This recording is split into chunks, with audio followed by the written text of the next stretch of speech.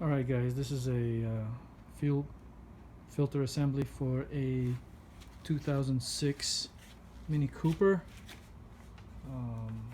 base model.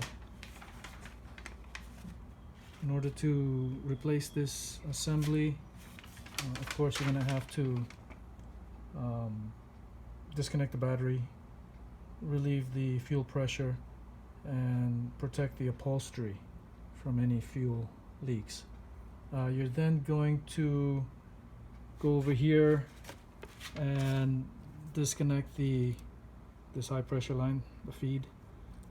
Disconnect this connector here, and then of course remove the return line.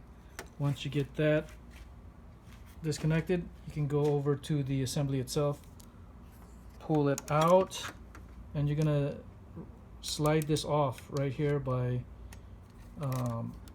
basically pulling back on this tab, and then you can slide it down. Okay,